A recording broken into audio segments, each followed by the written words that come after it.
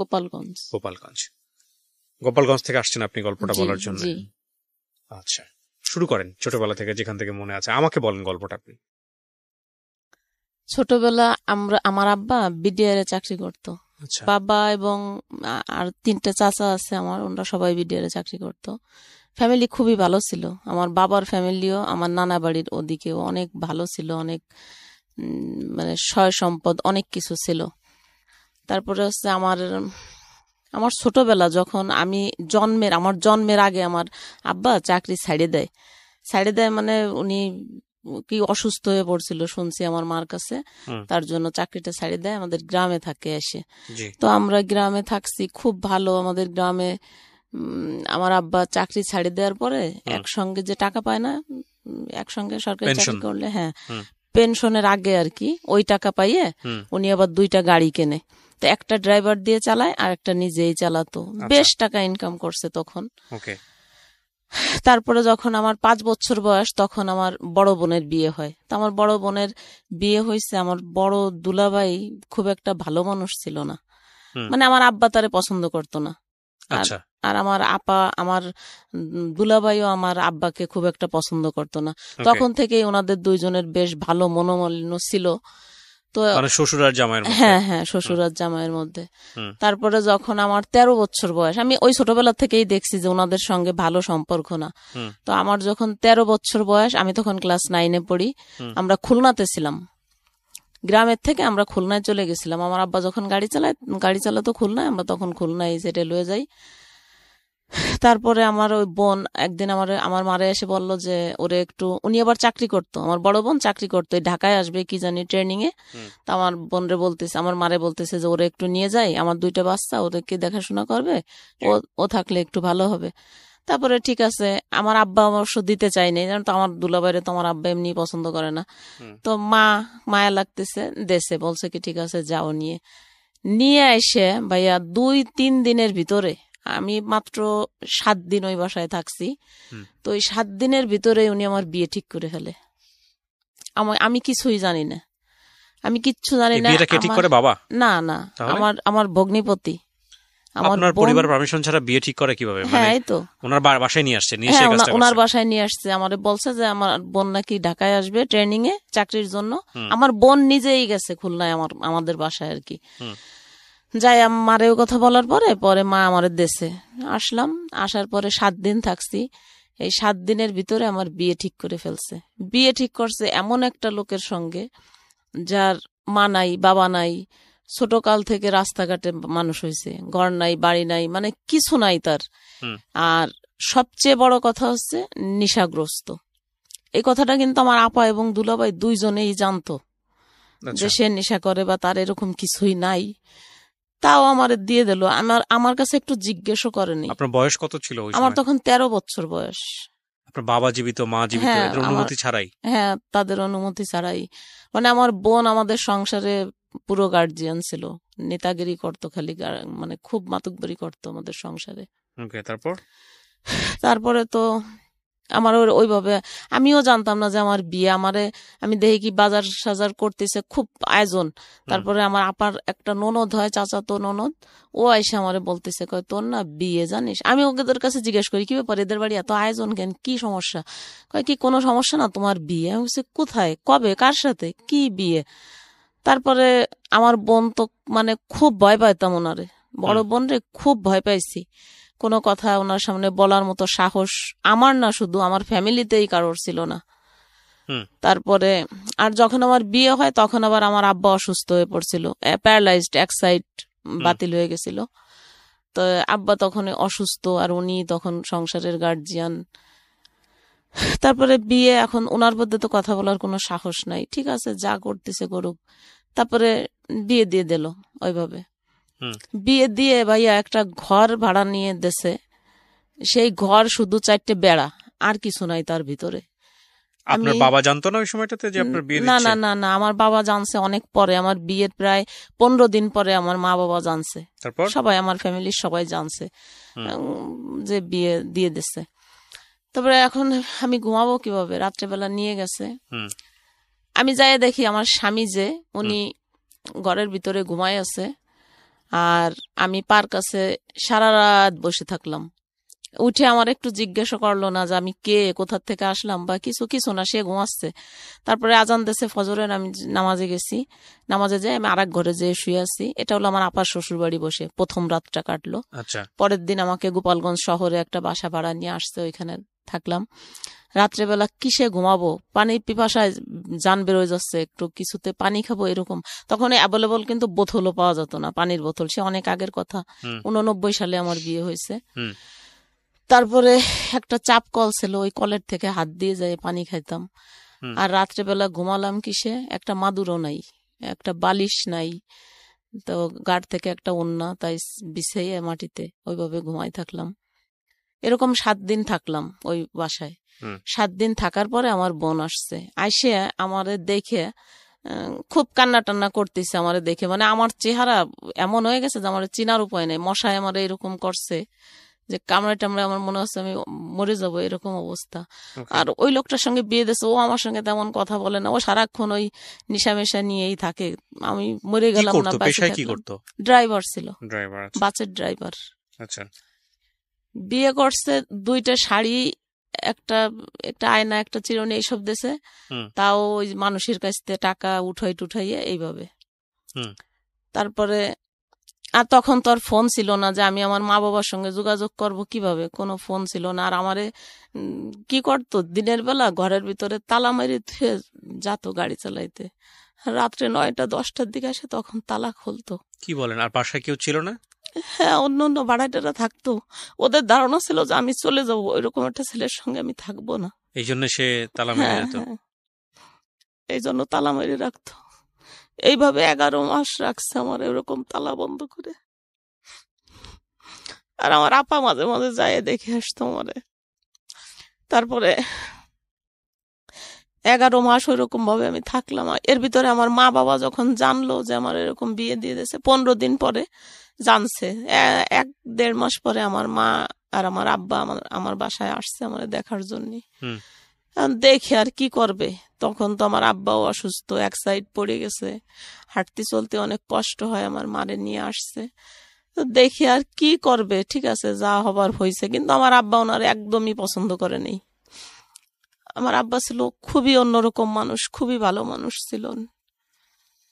তারপরে পছন্দ না করলেও এখন আমারে, তারপরে আমার মা বুঝাইছে যে থাক, কপালে যা ছিল হয়েছে, যাই যা হোক মাইনে নে, কি করবি আর।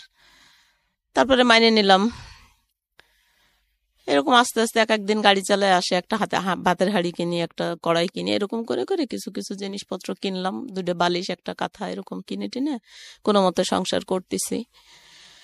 এর ভিতরে আমার বোন এসে আমারে বলতেছে যে এই জায়গায় আর থাকা লাগবে না, ওনার শ্বশুর বাড়ি আমারে নিয়ে যাবে।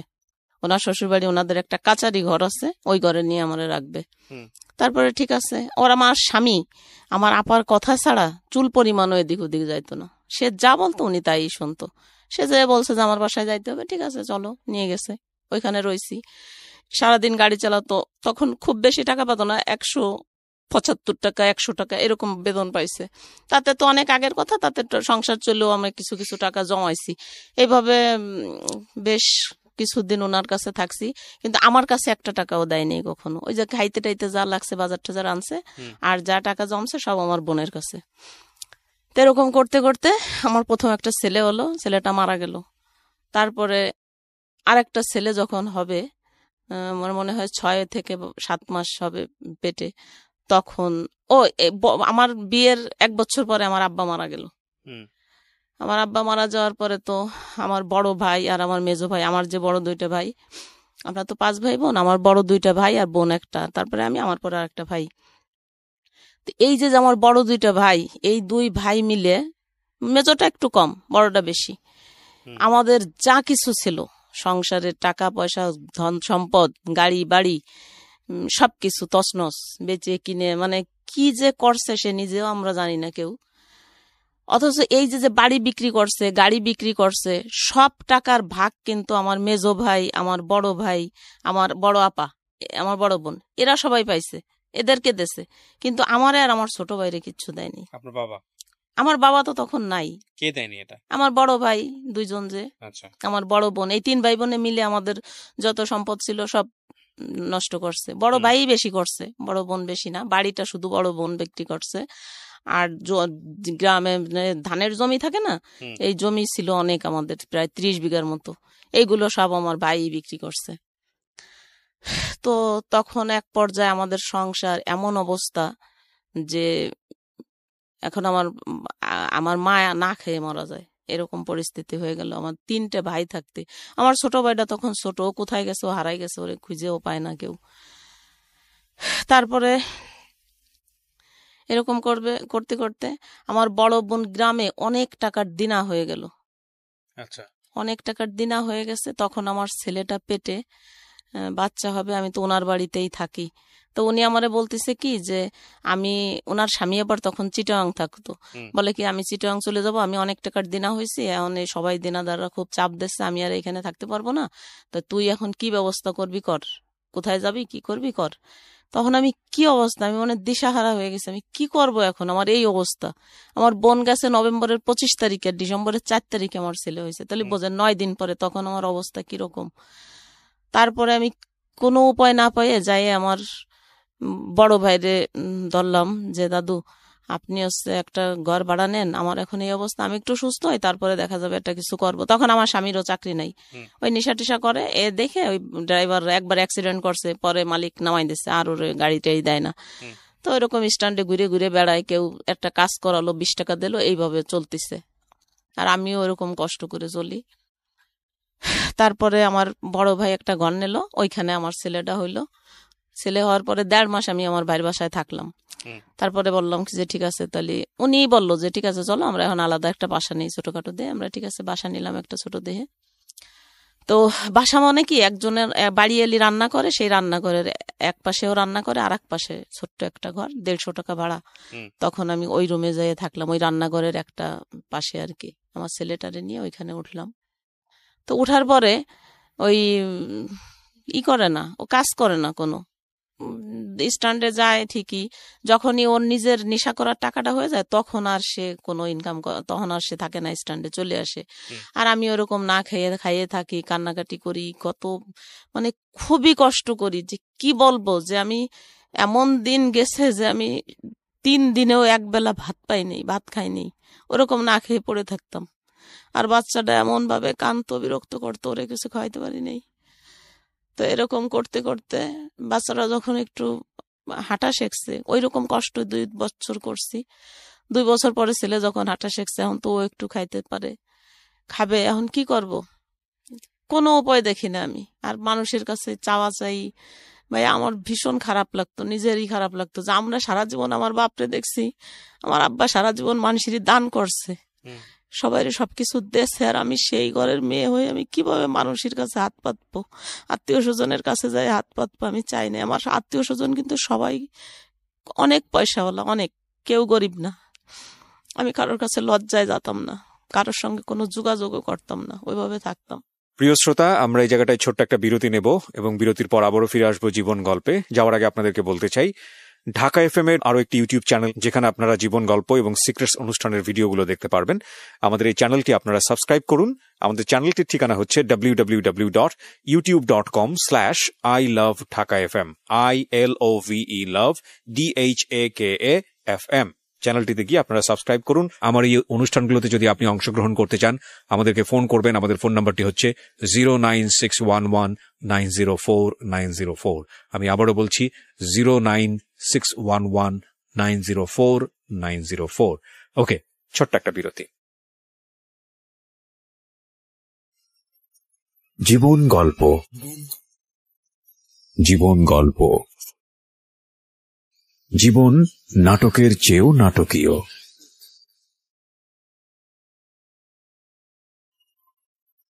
জীবন গল্প। Welcome back once again. প্রিয় শ্রোতা, আপনারা শুনছেন জীবন গল্প। আমি আরজে কিবরিয়া আপনার সঙ্গে রয়েছি। আমার এই অনুষ্ঠানগুলোতে যদি আপনি অংশগ্রহণ করতে চান, আমাদেরকে ফোন করবেন। আমাদের ফোন নাম্বারটি হচ্ছে 09611904904। আমি আবারও বলছি 09611904904। ওকে, আমরা যেখানটায় ছিলাম তারপর। তারপরে একদিন ডিসিশন নিছি যে ছেলে কাইন্দে মরে যাচ্ছে ভাতের জন্য, কি করব আমি, কোনো উপায় না পাই আমি ডিসিশন নিছি যে আজকে আমি মরিয়েই যাব। তারপরে আমাদের বাড়ি এলি ওটা আবার টের পাইছে, আমরা যে বাসায় ভাড়া থাকতাম ওই আপা আমারে খুব ভালোবাসতো, তো উনি টের পাইয়ে আমারে বললো কি দেখ এটা কোনো জীবন না, তুই মরে যাবি, ছেলেটারে কি করবে।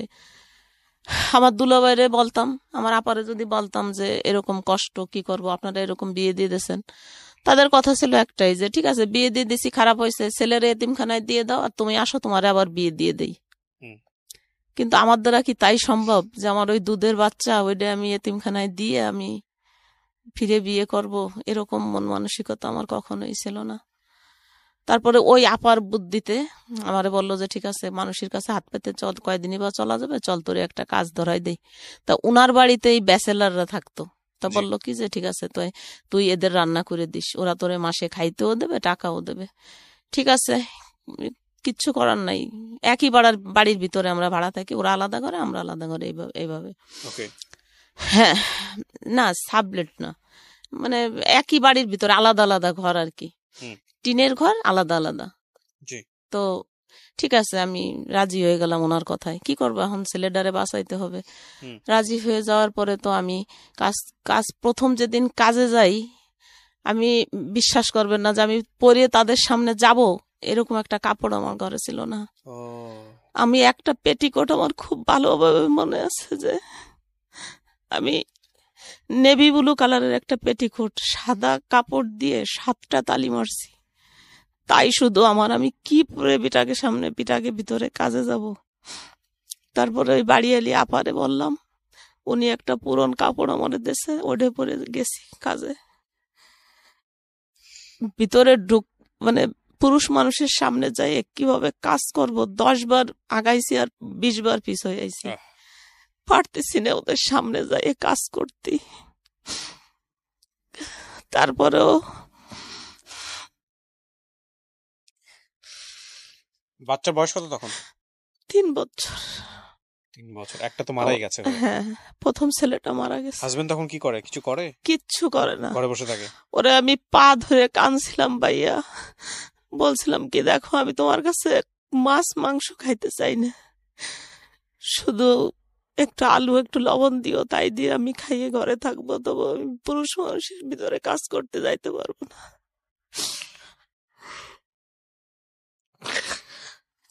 কিন্তু তাও আমারে কখনো দেয় নেই।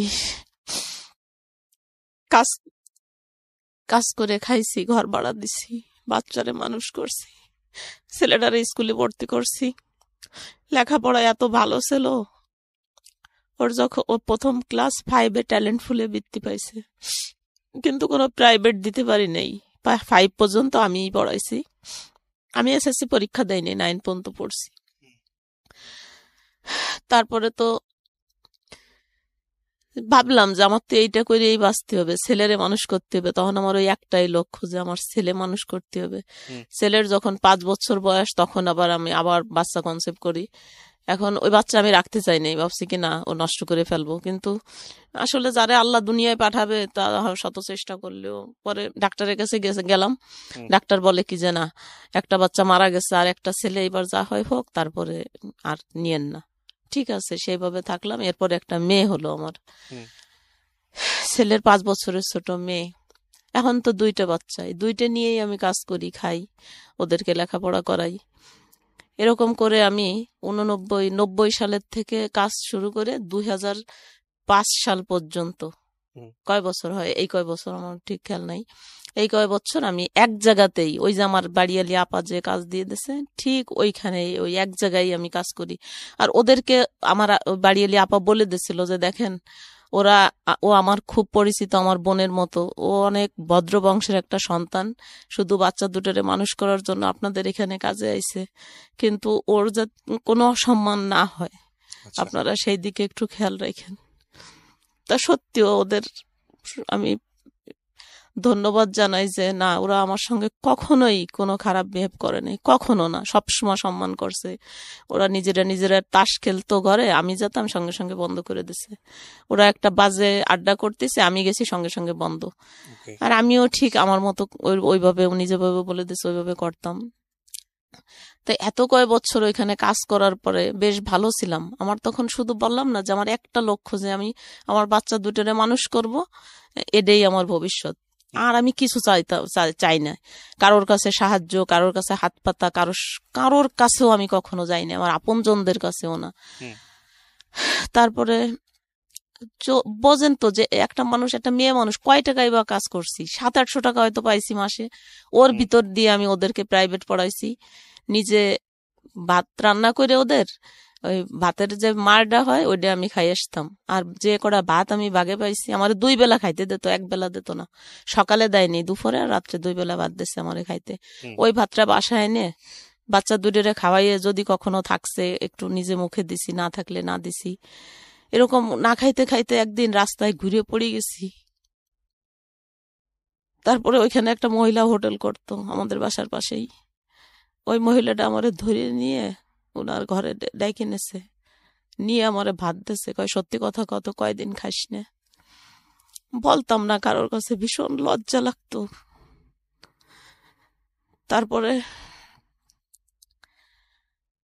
এই যে 2005 সালে ওই ম্যাচে নতুন একটা লোক আসলো, জজ কোর্টে চাকরি করে, ভালো একটা পোস্টে, হুজুর টাইপের, অনেক সুন্দর, এত বড় দাড়ি, কপালে দাগ হয়ে গেছে নামাজ পড়ে, 5 ওয়াক্ত নামাজি। আর এমনিও আমি একজন মুসলমান, ও 5 ওয়াক্ত নামাজি, আমি এমনি শ্রদ্ধা করতাম অনেক।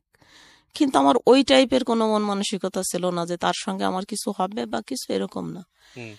কিন্তু ওই লোকটা জানি না ও কি ভাবতো আমারে ওই রকম। ও এর ভিতর আর একটা ঘটনা আছে, এই যে যখন এই লোকটা আসবে তার কিছুদিন আগে আমার ছোট ভাইটা, অনেকদিন পরে আমার ছোট ভাইটা আসে, খুঁজে পাই আর কি। আসার পরে ও বলে কি, আপা আমি হোটেলের কাজ জানি, তুই যদি আমার একটা দোকান দিয়ে দিস তাইলে আমি এইখানে একটা দোকানদারি করলে তাইলে তোর ছেলে মেয়েও ভাতের কষ্ট কম পাবে। এরকম 1 বেলা খাইস, 2 বেলা না খেয়ে থাইস, এটা তো আমারও খারাপ লাগে দেখলি। তা তুই যদি পারিস তাহলে আমার একটা দোকান দিয়ে দে। তারপর বললাম যে ভাই দেখ, আমার কাছে তো কোনো টাকা নাই, আমার একটা চেন আছে, একটা কানেরটা আছে আমার আব্বার দেওয়া, তো ঠিক আছে, তুই যদি করিস তাহলে আমি এই 2টা দরকার হলে বিক্রি করে দেবো, এই টাকায় যদি হয় তাহলে তুই কর। হ্যাঁ ওই টাকাই হবে, তুই দে। তারপরে আমি ওইগুলো বিক্রি টিক্রি করে ওরে একটা হোটেল দিয়ে দিলাম। তা আলহামদুলিল্লাহ ওরে হোটেল দেওয়ার পরে ও নিজেও অনেক কর্মশীল, মানে খুব কষ্ট করতে পারে, কর্মঠ। তো ওর ওই হোটেলে বেশ ভালো, আজকে ভালো কালকে আরো ভালো, তা এরকম করতে করতে দিন দিন ভালোই উন্নতি হচ্ছে। উন্নতি হইতে হইতে এখন আমারও বলতেছে যে আপা আমার তো আসলে ওর বউ একা এইসব কাজ করে পারে না, অনেক কাজ, একটা হোটেলে তো বোঝেনি কত বাটা কোটা, রান্না বান্না, পানি ধরা, তো অনেক কাজ, তুই যদি একটু হেল্প করিস তাইলে আমার একটু সুবিধা হবে, তোরে আমি টাকা দেবো। আমি বলছি আচ্ছা ঠিক আছে, আমি তো টাকাই খুঁজি, ঠিক আছে আমি করব। তার ওদের ওইখানে 3 বেলা রান্না করছি, আর সারাদিন রাত 1টা পর্যন্ত আমার ভাইয়ের ঘরে কাজ করছি। তা ভাই বাইরে করে কাজ করার পরের থেকে আল্লাহর রহমতে আর ভাতের কষ্ট পাই নাই, 3 বেলা 3 জনেই সুন্দরভাবে খাইছি। আর ভাই যে টাকা দিছে, আর ওদের ওইখান থেকে আমি 700-800 টাকা পাইছি, এই দিয়ে আমার ছেলে মেয়ের লেখাপড়া খরচ, ঘর ভাড়া চলছে। এইভাবে চলতেছে বেশ ভালো আছি, অনেক ভালো আছি আলহামদুলিল্লাহ। আমি করি যে না আমি ভালো আছি। আমার ছেলে তখন 7-এ পড়ে, যখন এই লোকটা আসলো 7-এ পড়ে। এখন এই লোকটা আমার ওই কাজ দেখে শুধু আফসোস করতে করতে মরিয়েই যায় যে এই মেয়েটা কেন এত কষ্ট করবে, এইরকম একটা ছেলের সঙ্গে এর কেন বিয়ে দিল। এই যে আমাদের যে বাড়িয়ালি, এই বাড়িয়ালি আপা আর ওনাদের বাড়ি এক জায়গায়, মোকশেদপুরে একই জায়গায় ওনাদের বাড়ি। তো ওনাদের আগের পূর্ব পরিচয় আছে ওনাদের সঙ্গে, তো ওই আপার সঙ্গে যায় খালি উনি সবসময়ই করে। আর আমারে এতটা দরদ দেখায়, এত মায়া দেখায় যে ভাবা যায় না যে হ্যাঁ এই ভদ্রলোক, মানে ওনার সবকিছুতেই একটু বাড়াবাড়ি, আমার কাছে মনে হয় যে বাড়াবাড়ি। তারপরে আমি একদিন ওনারে বললাম যে ভাই আপনি না এরকম করেন না, আপনি এরকম করলে আসলে তো এগুলো আমরা এই জায়গায় অনেক ভাড়াটিয়ারা একসঙ্গে বসবাস করি, আর তাছাড়া আমার ছোট ভাই বউরে আমি বাঘের চেয়ে বেশি ভয় পাই। ও যদি কোনো ক্রমে এইগুলো দেখতে যায়, আমি রান্না করতেছি, আপনার কাজ আমি করব, উনি মাংস আনলে উনি কাটি দেবে, চলা আনতো উনি গুছাই দেবে, আমার ওইগুলো করতে দিত না। তা আমি বলছি কেন এরকম করবেন কিসের জন্য, এরকম করলে তো আসলে আমার এই জায়গায় কাজ করা হবে না, আর আমি কাজ না করলে তো আমার বাচ্চা 2টা না খেয়ে মারা যাবে, তা আপনি এরকম করেন না। কিন্তু না, সে আমার কোনো কথাই শুনতো না, সে ওই রকমই করতো। তারপরে হঠাৎ একদিন আমারে প্রস্তাব দিছে, আমারে বিয়ে করবে সে। বিয়ে করবে। আমি মানে অবাক হয়ে গেছি, কি কয় আমারে বিয়ে করবে মানে কেন? আমি কি বলছি কারোর কাছে? আমার স্বামী আছে এখনো, স্বামী যেরকমই হোক তবুও তো আমার সঙ্গে আছে সে। সে তো আমার ছাড়ি যায়নি, আমিও তারে ছাড়ি নেই, একসঙ্গে আছি। ওরকম স্বামী ওই স্বামী দিয়ে কি করে, যে 1 টাকা ইনকাম করে দেয় না, রাতের পর রাত বাইরে থাকে, সারাদিন থাকে না, এরকম মানে অনেক বিভিন্ন দেখায় যে এরকম স্বামী ওরকম স্বামী। আমি বলছি থাক, আল্লাহ যা লাগছে কপালে তাই হয়েছে। তবুও আমি কোনোদিনও, আর মেয়েদের দ্বিতীয় বিয়ে কেন জানি আমার খুব ঘৃণা লাগতো, আমার খুবই খারাপ লাগতো, এটা আমি কখনো করবো না। আর আমার যদি সেই ধরনের মন মানসিকতা থাকতো তাহলে তো আমি বিয়ের বাচ্চাও হতো না, বিয়ের 1 মাস পরেই আমি চলে যাইতে পারতাম। কিন্তু আমার তো এরকম মন মানসিকতা না, যে ঠিক আছে আল্লাহ আমার কপালে যা লাগছে আমি তাই নিয়েই থাকবো, এরকম। কিন্তু ও আমারে এত ডিস্টার্ব করতো সব দিক দিয়ে। খালি বলতো কি ঠিক আছে কাজ কি কি বিয়ে করা লাগবে না, তাহলে কাজ বন্ধ করে দিতে হবে, আবার কাজ করতে পারবেন না, কাজ করেন না। তখন আমার সাথে আপনি আপনি করে কথা বলে, আপনি কাজ করেন না, আপনি কেন কাজ করবেন? আপনি কি হোটেলে কাজ করা মেয়ে? আপনার চলাফেরা কথাবার্তায় তো মনে হয় না যে আপনি কাজের মেয়ে, এরকম বলতো। আমি বুঝতাম না যে ওনার কি সমস্যা। তারপরে ওই বাড়ি এলে আপারে দিয়ে একদিন প্রস্তাব দেয়, এরে দিয়ে প্রস্তাব দেয়, ওরে দিয়ে প্রস্তাব দেয়, ওনার মেয়েদের দিয়ে প্রস্তাব দেয়। আমি সবসময় না না না এরকম করে 8 মাস। তো একদিন আমি হুট করে ঘরে যাই, শুনতেছি আমার বাড়ি এলি যে আপা ওর মেয়ের কাছে বলতেছে কি ওরে আমি ছলে বলে কৌশলে যেভাবেই হোক আমি ওরে বশ করবই এবং আমি ওরে বিয়ে করব। তারপরে এই কথা আমি নিজের কানে শুনে ফেলছি। শোনার পরে আমি কথা বলার তো সুযোগ নাই, তখন ফোনও ছিল না। তো আমি বলছি কি ভাই, একটা চিঠি লিখছি, আমি বলছি ভাই দেখেন, আপনি আমার অন্তত পক্ষে আমার বাচ্চা দুটোর দিক তাকাইয়ে আপনি আমারে ক্ষমা করেন, এরকম আপনি করেন না, তাহলে কিন্তু আমার বাচ্চা নিয়ে আমার আত্মহত্যা করা লাগবে। আপনি আপনি যা বলতেছেন এটা কখনোই সম্ভব না। আপনারও বউ ছেলে মেয়ে আছে আমি জানি, আর আমার স্বামী আছে, আমার সন্তান আছে, আপনি এই পথে আর 1 পাও আগায়েন না। কিন্তু সে আমার কোনো কথাই শোনে নেই। সে যদি আমারে সত্যিই ভালোবাসতো তাইলে এত বড় ক্ষতি আমার সে করতে পারতো না। ওই ঘরে আর একটা লোকও আমারে নাকি পছন্দ করতো, আমি জানি না, মনে মনে আমারে কখনোই বলে নাই, কোনোদিনও না। সে আমার বাপের বয়সী, বুঝবেন না, চুল দাড়ি সেই সময় পাইকি টেকে সাদা হয়ে গেছে। সে মনে মনে পছন্দ করতো, কিন্তু সে কখনো আমাকে কোনো ডিস্টার্বও করে নাই, কিচ্ছু বলেও নাই কোনোদিন। তাই একদিন ওই ওই লোকটার সামনে আমি ভোরবেলা ওই বাসায় গেছি সকালে নাস্তা রান্না করার জন্য। ওই দিন শুক্রবার ছিল, ঘরে শুধু ওই 2টা লোকই ছিল। তাই ওই লোকটা, ওই বুড়ো লোকটা বাথরুমে গেছে আর উনি একা, উনি কোরআন শরীফ পড়তেছে। আমি যাই দেখি কোরআন শরীফ পড়তেছে। তা আমারে দেখে কোরআন শরীফটা বন্ধ করে বালিশের উপর রাখি আইসেই আমারে ধরে বইছে। যেই ধরে বইছে, আর এখন আমি কি করব, আমি পাগল হয়ে গেছি, আল্লাহ কি করে। তারপরে ওই যে লোকটা বাথরুমে গেছে ওনাদের ঘরেরই একজন মেম্বার, উনি আবার ওই মুহূর্তেই এসে পড়ছে। সবগুলো ব্যাচেলর থাকতো? হ্যাঁ, ব্যাচেলর থাকতো সবাই। তারপরে উনি ওই দৃশ্য দেখছে। এরপরে তো আমি বলছি যে এখন আমি খুব রাগ হয়ে গেছি, আমার এত কষ্ট লাগছে যে আমি এত বছর যাবত এখানে কাজ করি, আমার কোনো একটা বদনাম নাই, আর কখনো আমার এরকম হয় নাই। আর এই লোকটা এত বিশ্বাস করি, ওনারে এত ভালো বলি সবার কাছে যে নামাজ কালাম করে, আমার খুব ভালো লাগে।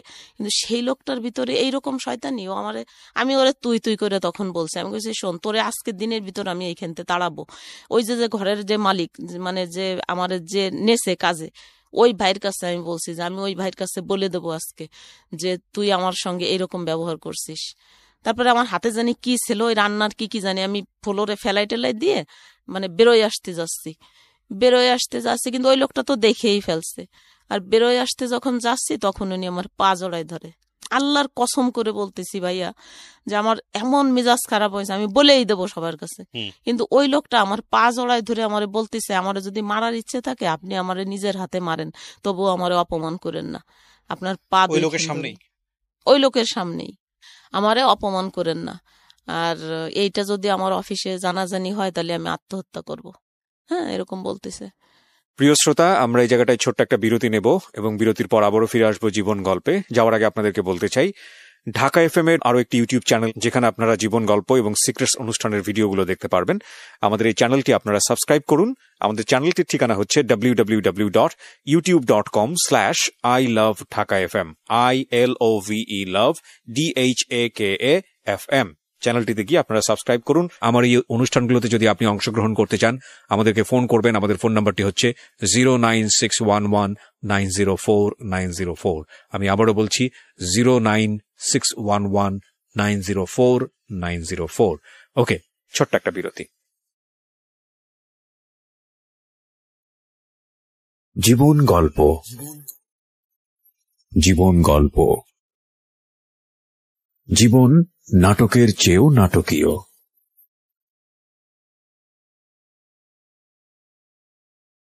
জীবন গল্প। Welcome back once again. প্রিয় শ্রোতা, আপনারা শুনছেন জীবন গল্প। আমি আরজে কিবরিয়া আপনার সঙ্গে রয়েছি। আমার এই অনুষ্ঠানগুলোতে যদি আপনি অংশগ্রহণ করতে চান, আমাদেরকে ফোন করবেন। আমাদের ফোন নাম্বারটি হচ্ছে 09611904904। আমি আবারও বলছি 09611904904। ওকে, আমরা যেখানটায় ছিলাম তারপরে তো আমি তখন আর রান্না বান্না কিচ্ছু করিনি, রাগের চোটে ঘরের থেকে বেরোয় আইছি।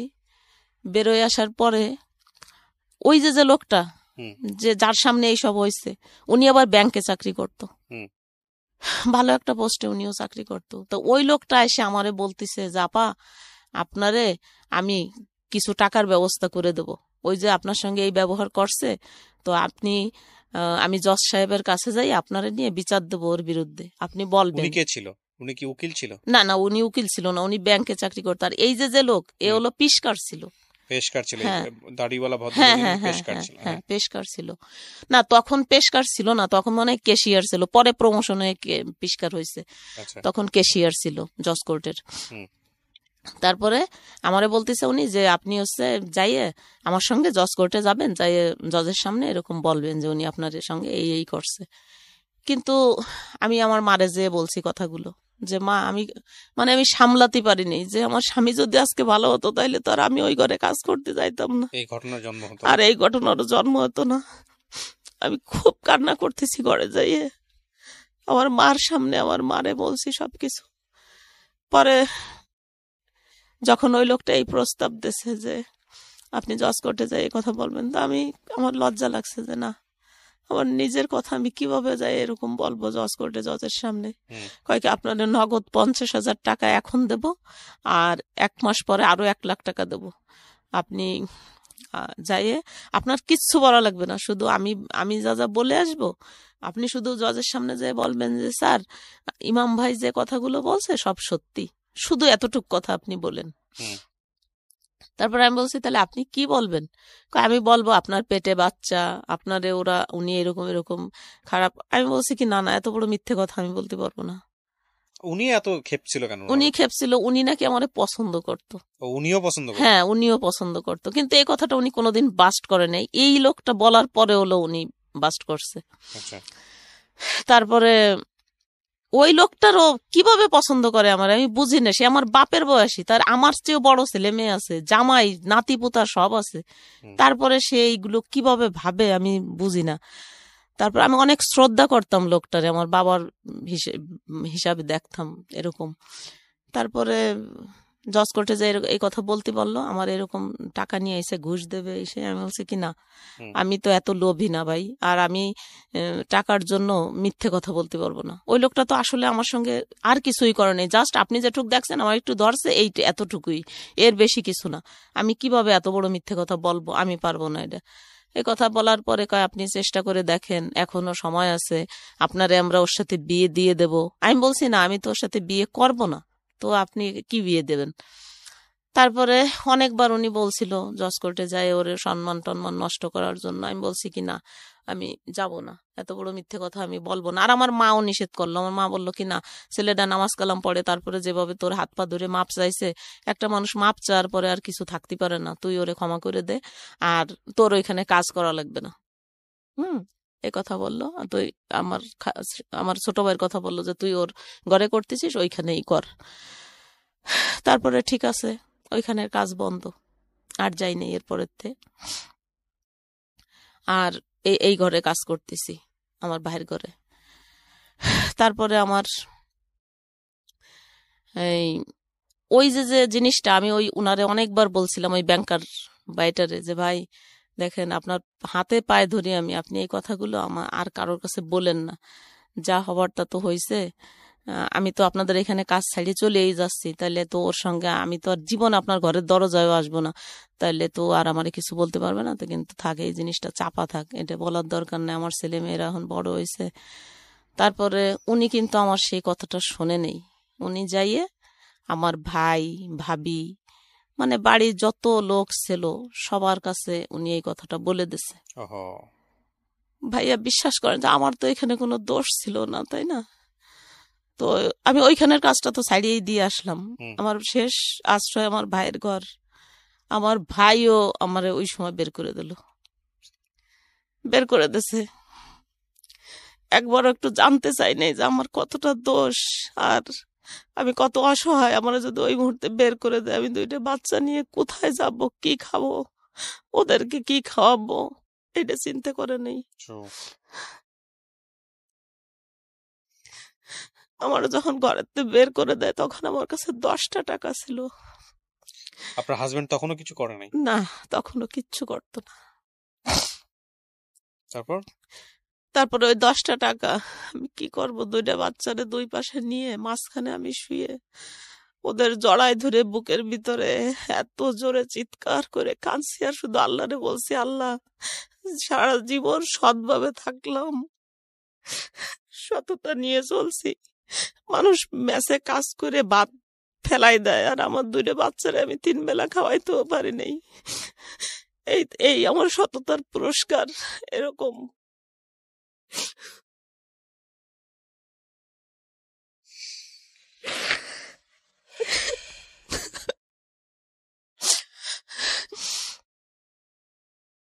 খুব দুঃখজনক। তারপরে ওই 10টা টাকা দিয়ে 5 টাকা দামের পাউরুটি পাওয়া যেত তখন।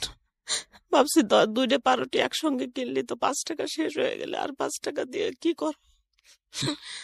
তারপরে একটা পাউরুটি কিনে ওকে 2 ভাই বোনরে খাওয়াইছি রাত্রে। সকালবেলা কি করব, ওই 5 টাকা ছিল, ওই 5 টাকাও শেষ, সকালে খাওয়াইছি, আর কিছু নাই। তারপরে ওই বাড়িয়ারির ঘরে একবেলা চাইছি, দেখি আমার ছেলে মেয়ে 2 ক্ষুধায় মরে যাচ্ছে, ওদের দিকে আমি তাকাতে পারি না, নিজের পেটেও তো ক্ষুধা, কি করব, মানে তখন আমি কোনো উপায় পাই না, আমি কি করব এখন। ওই লোকটার কি হইলো? হ্যাঁ, ওই লোকটা তখন ওই রকমই আছে। হুম। তারপরে যখন এরকম তখন ওই বাড়িয়ালির কাছে আমি যাই, রাত্রেবেলা কাঁদছি অনেক, আপা আমি এখন কি করব, আমার ভাই তো আমার বাইর করে দিছে, ঘৃণায় আমার মুখই দেখবে না। হুম। কয় কি, যখন বদনাম শোনার দিন ছিল বিয়ের আগে বা বিয়ের পরে, তখন জীবনে কোনোদিন কিছু শুনি নেই। আর এখন এই বয়সে 2টে ছেলে মেয়ে, ছেলে ক্লাস 7-এ পড়ে, এখন এই কি কথা, মানে এই ওরা সহ্য করতে পারিনি। তোরা আগে করিস নাই কেন, আগে কত তোরে আমরা বলছি যে বিয়ে দেবো, তুই কখনো রাজি হইস নি, আর এখন এই বয়সে এইরকম ছেলে মেয়ে বড় হয়ে গেছে, এখন এগুলো কি শুনলাম। এই হলো ওর ঘৃণা আমার ভাইয়ের। হুম। আমার ভাইও খুব নামাজ কালাম করে, এগুলোও পছন্দ করে না। তারপরে বের করে কি যাওয়ার, এখন আমি বাড়িয়ালির সঙ্গে যে আলাপ করলাম, জাপা আমি এখন কি করবো এখন। আপনার হাজবেন্ডের বাসায় ছিলেন না আপনি? হ্যাঁ, তাহলে ভাই কেন বের করে দিবে? হাজবেন্ড বের করে দিয়েছে, মানে ঘরের থেকে বের করে না, আমার ভাইয়ের ঘরের থেকে, আমি যে কাজ করি ওর ঘরে, ও ও কাজের থেকে বের করে দিল। আচ্ছা। তো এখন আমি তো, ওকে আপন ভাই ছিল? হ্যাঁ, আমার আপন ছোট ভাই। আপন ছোট ভাইয়ের ঘরে আপনি কাজ করতেন, ওই টাকা হ্যাঁ। ওইখান থেকে ও টাকা দিত? হ্যাঁ হ্যাঁ, আল্লাহু ওই আকবার। দোকানটা আবার আমার গয়না বিক্রি করে দিয়া যাই হোক, দিয়ে তারপর? দিছিলাম। তারপরে তো ওই ভাইয়ের, ওই আমি এখন আমি ঘর ভাড়া দেবো কি দিয়ে, আমি তো বাইরে করে কাজ করি, টাকা দেয়, আমি টাকা বেতন পাই, আমার ছেলে মেয়ের লেখাপড়ার খরচ দেই, ঘর ভাড়া দেই, খাই ওর ঘরে। হুম। তো আর ওই যে কাজটা, ওটা তো ওই গ্যাঞ্জামের পরে আমি এমনিতেই নিজের থেকে এই সাইডে দিয়ে চলে আসলাম, যে ভাই যা দেবে ওতেই চলবে, আমি তারপরে আমি এই জায়গায় অসৎ ভাবে এই জায়গা থাকবো না, এই অসৎ লোকের কাছে, এরকম ভাবে চলে আসলাম। পরে ওই বাড়িয়ালি বলল ওই লোকটারে, এই পিসকাররে, যে আপনি দেখেন তো কি একটা কাজ করলেন, আর আপনার জন্য এখন ও বলতেছে যে ওর বাচ্চাদের নিয়ে ও মারা যাবে, ওর তো কোনো উপায় নাই। আর এই গোপালগঞ্জ শহরে আমাদের সবাই চেনে, আমি তো বাইরে যেয়ে কোনো কাজ করতে পারবো না। হুম। আর বাইরে কি কাজ করব, আমি লেখাপড়া জানি না, এসএসসিও পাশ করি নাই, এসএসসি পরীক্ষা দিতে চাইছিলাম কিন্তু ওই লোকটা আমার দিতে দেয়নি। সবাই বুদ্ধি দিত যে স্কুলে পাঠালি চলে যাবে, এই সেই, এই জন্য আপনার লেখাপড়া হাজবেন্ড করেনি। দিতে দেয় নাই? হ্যাঁ। তারপরে ওই ওনারা যখন এসব বলল, তখন উনি বলল কি, জাপা ঠিক আছে, আমার জন্য যখন ওর এত বড় ক্ষতি হয়েছে, ওর কাজ নাই, ছেলে মেয়ে নিয়ে এরকম না খেয়ে মরে যাচ্ছে, তাহলে আপনি এক কাজ করেন, আমি ওরে বিয়ে করব, দেখেন এখন ও রাজি হয় নাকি, এখন তোর কোনো উপায় নেই, এখন তো রাজি হওয়াই উচিত। তারপর ওই বাড়ি এলে এসে আমার অনেক বোঝাচ্ছে, অনেক, যে দেখ ওই ছেলেটারে আমি চিনি, ও অনেক ভালো। তাই বলছি ভালো, তো ও আমার সঙ্গে এরকম করলো, ওর তো বউ ছেলে মেয়ে আছে, ও কেমন ভালো, তাহলে আবার বিয়ে করতে চাই, কি হুম। ভালো আপনার কাছে? কয় কি না, ওর বউর হলো প্যারালাইজড, এক সাইড প্যারালাইজড না, জাস্ট ও অসুস্থ ছিল, ডাক্তারের কাছে এনেছে, ডাক্তার নাকি কি ভুল ট্রিটমেন্ট করে এরকম বিছনায় পড়া। তো তো ছেলেটা অনেক ভালো, আর আমি দেখছি খুব ভালো, সত্য কথা বলে, নামাজ কালাম করে, এইটুক দেখছি আর কি। হুম। বাড়ি কি আছে না আছে তা তো আর জানি না। তারপরে এইসব বলার পরে বাড়ি এলে এরকম বোঝাচ্ছে, আমি একবার এক মনে কয় ঠিক আছে রাজি হয়ে যাই, এখন কি করবো তাহলে, ছেলে মেয়ে নিয়ে কি মরে যাব? আর ছেলে 7-এ পড়ে ওর, আর ছেলেটা ক্লাস 5-এ ট্যালেন্ট ফুলে বৃত্তি পাইছে, মেয়েটা এত ভালো ছাত্রী, আমার ছেলে এবং মেয়ে দুইটাই ক্লাস 1 থেকে 10 পর্যন্ত ওদের এক রোল ছিল, হুম। কখনোই ক্লাসে দ্বিতীয় হয়নি, এত ভালো ছাত্র, আর এত সুন্দর চেহারা আমার বাচ্চা দুইটার, হুম। যে না দেখলে আসলে বিশ্বাস করা যায় না, দুইটা ছেলে মেয়েরই এত সুন্দর দেখতে, এত সুন্দর মেধা। তা আমি হুম। কিভাবে এখন ওদের লেখাপড়া চালাবো, আমি কি করব, আমি দিশাহারা হয়ে গেছি, কোনো উপায় নাই, একটা মেয়ে অসহায় হইলে যা হয় আর কি। জি, স্বাভাবিক। তারপরে এখন আমি বলছি কি যে ঠিক আছে, আমার বোন, আমার ওই আপা বলতেছে যে দেখ, ও আর যাই হোক বেঈমান না, ও যাই করুক কিন্তু তোরে কোনোদিনও ফেলবে না, তোরে ও রাখবে, আর তোর আর ছেলে মেয়ে বড় হচ্ছে, এখন কিভাবে চলবি তুই, আর তোর ভাইও তো তোরে বের করে দিল, হুম। আর তো কেউ কোনো সাহায্য সহানুভূতি করে না, তাহলে কি হাজবেন্ড করবি? কোথায় তখন? হাজব্যান্ড সাথেই, হাজব্যান্ড তো কি হাজব্যান্ড, ও সকালবেলা যাবে, রাত 12টার সময় ঘরে, আসলে আসলো, না আসলে নাই। আইসে একটু খাইছো নাকি খাও নেই, কোনোদিন জিজ্ঞেসও করে নেই ছেলে মেয়েরে, ও আইসেই ওর নিশা নিয়ে ব্যস্ত। কি দিয়ে নেশা করতো? গাঁজা খাইতো, গাঁজা। এগুলোর কোনো ভ্রুক্ষেপ নাই তার? না না, এগুলো কোনো ভ্রুক্ষেপ নাই, এগুলো ভ্রুক্ষেপ থাকলে কি আমার জীবন আজকে এই পর্যায়ে আসে? তারপরে কি হলো, কি করলেন? তারপরে এরকম করে করে একবার মনে মনে ভাবি যে রাজি হয়ে যায়, আবার ভাবি কি না, কিভাবে সম্ভব, আমার ছেলে মেয়ে কি ভাববে, হুম। আমার আত্মীয় স্বজন কি ভাববে, আমার ফ্যামিলিতে কারো কোনো মেয়ের 2 বিয়ে নাই, আমি কি করব, কোনো, আর এদের নিজের অভাব, না খাওয়ার যন্ত্রণা, ছেলে মেয়ের মুখের দিকে আর তাকাতে পারি না।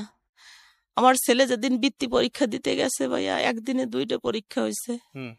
আমার ছেলে যখন 5টার সময় পরীক্ষা শেষ হয়েছে, রাস্তার পর ঘুরে পড়ে গেছে ক্ষুধার যন্ত্রণায়? ক্ষুধার যন্ত্রণায়।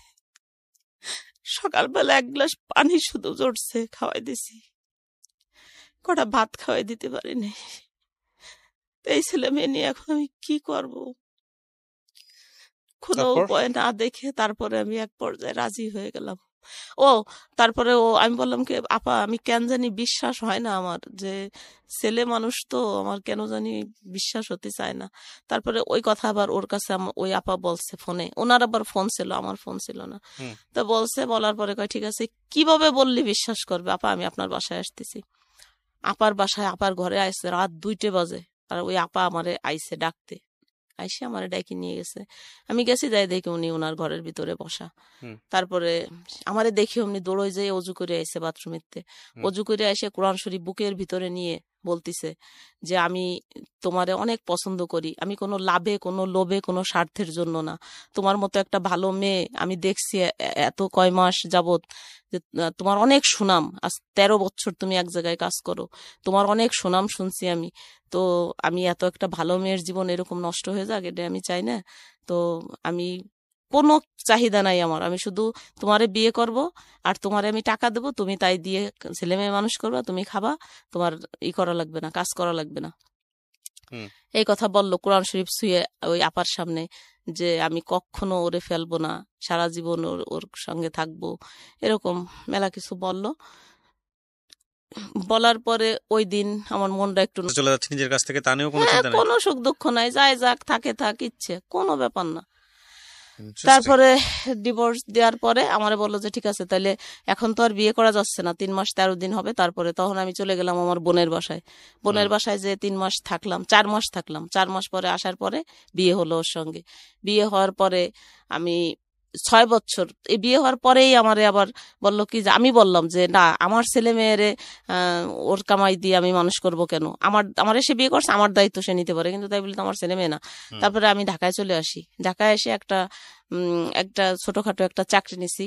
যাই হোক, সে মালিকটা ম্যাডাম খুবই ভালো মানুষ ছিল, আমাকে অনেক সাহায্য করছে। তার সাহায্যে আমার ছেলে এসএসসি ফার্স্ট ডিভিশনে, মানে পাশ করে। A+-এ, হ্যাঁ প্লাস পেয়ে পাশ করে। তারপরে এই ঢাকা কলেজে তারে ভর্তি করি। মাশাআল্লাহ। এইখান থেকে ইন্টার পাস করলো, অনার্সে ভর্তি করলাম এই জগন্নাথ বিশ্ববিদ্যালয়।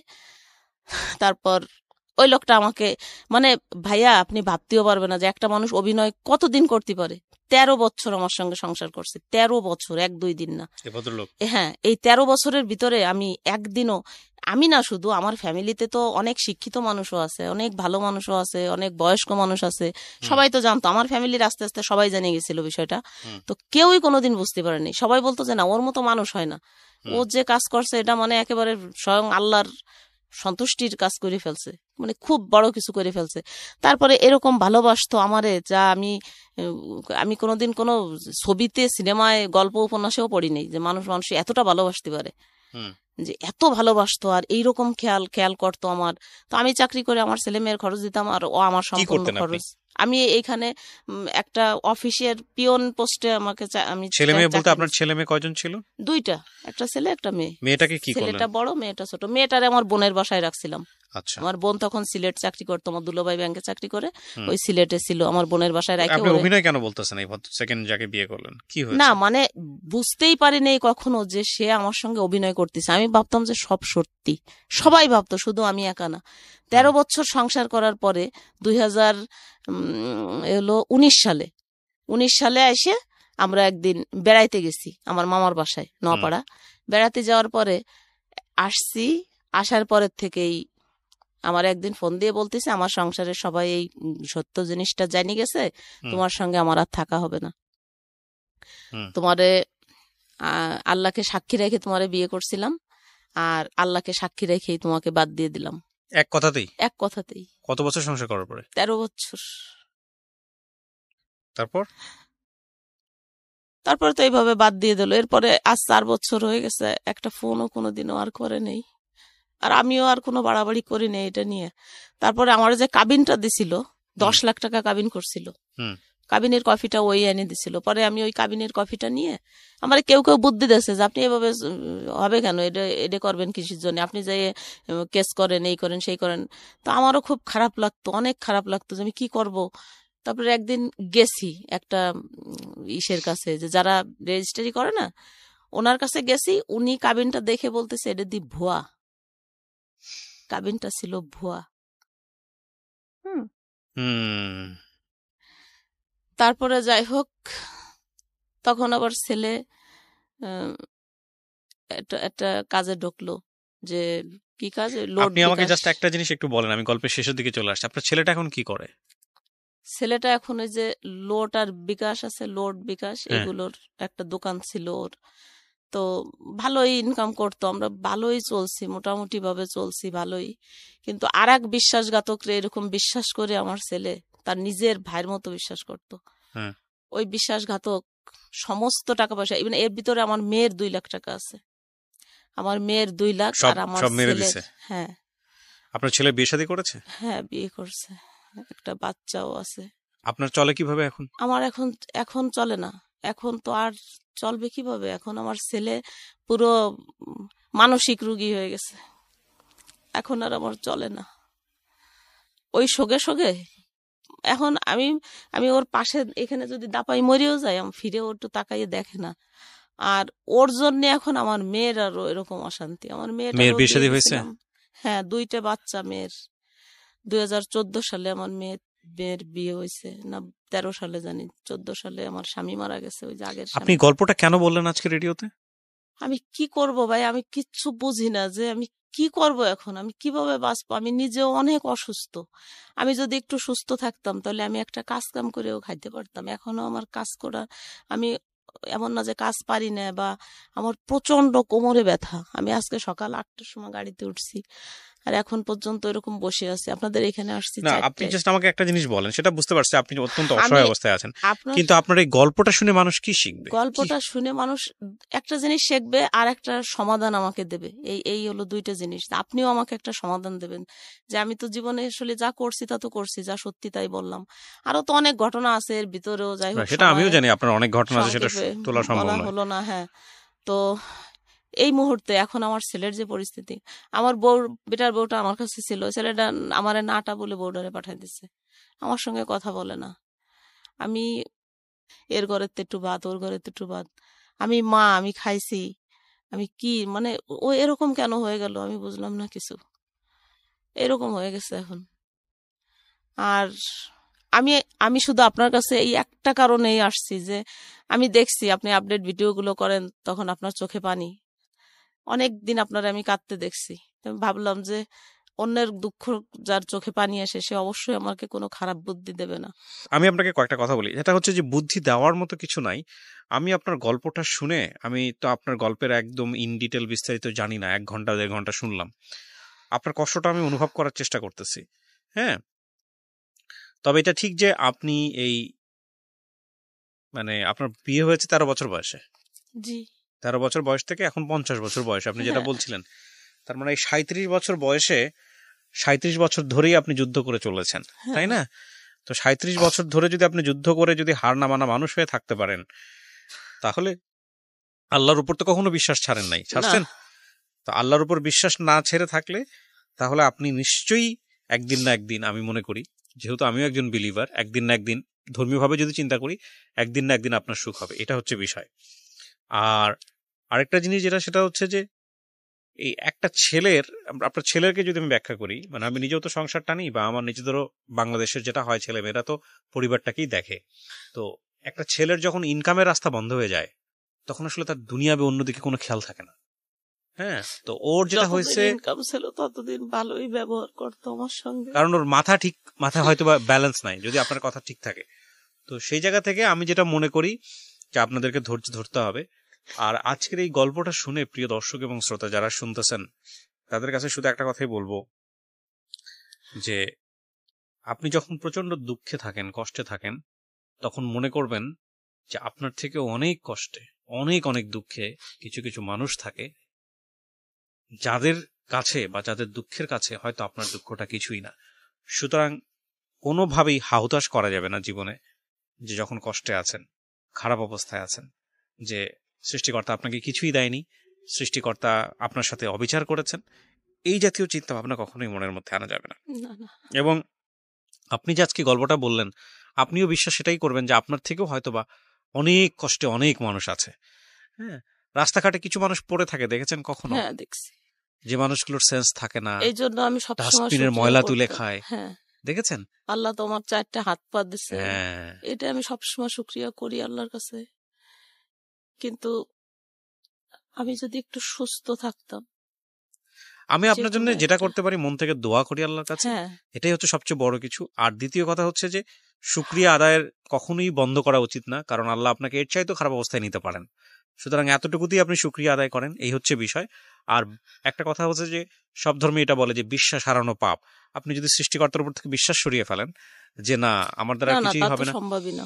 তাহলে আপনার আর কোনো গতি নাই, মানে সেই